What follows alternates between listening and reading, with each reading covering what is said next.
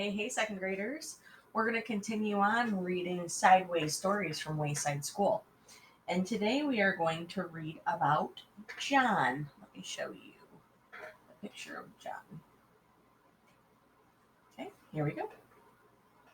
Chapter 17 John. John had light brown hair and a round head.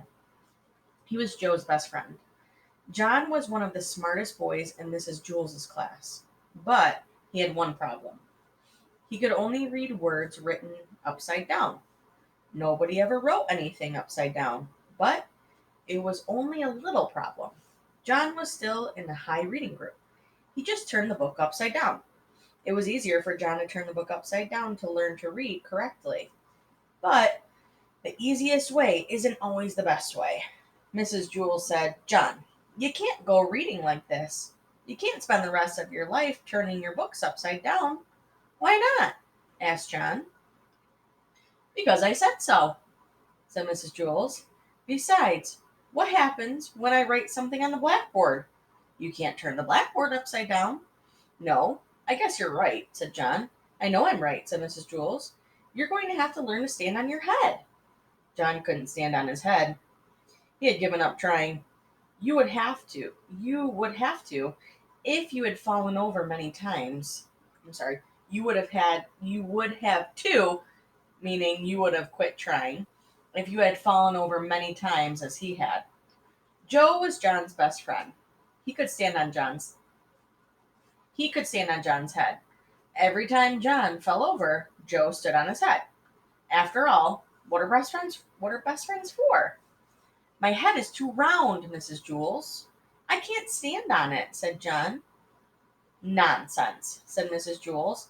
"All you have to do is find the center of your balance. Now up you go." John put his round head on the floor and swung his legs up. He fell right over. Then Joe stood on John's head.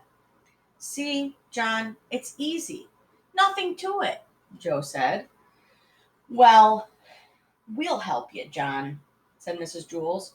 "Joe, get off of John's head and get me a pillow from under my desk.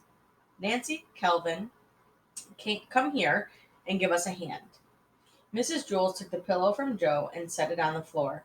"All right, John, we'll surround you," she said. "We won't let you fall." John put his head on the pillow and swung his legs up. He started to fall one way, but Nancy pushed him back. Then he started to fall another way, but Kelvin straightened him out. John kept falling over a little bit, this way and that way, until at last he found the center of balance. Okay, so the words are upside down now, so I have to turn my book upside down. "Hey, look at me," said John. "I'm up. I'm really up. I'm standing on my head. I found my center of balance. It's beautiful. I can read the blackboard. Hey, Calvin, bring me a book. And you don't have to turn it upside down." "Hey, who, Bam! While Calvin went to get the book, John fell flat on his face. "You better stay off my head, Joe," he warned. "Are you all right, John?" asked Mrs. Jules. "Yes, I think so. I feel a little funny. Hey, I can still read the blackboard, and I'm not upside down. I can read right side up now. When I fell, I must have flipped my brain or something." "That is wonderful, John," said Mrs. Jules. "Here, put the pillow back under my desk. As a reward, you may have a Tootsie Pop. There, in the coffee can on top of my desk."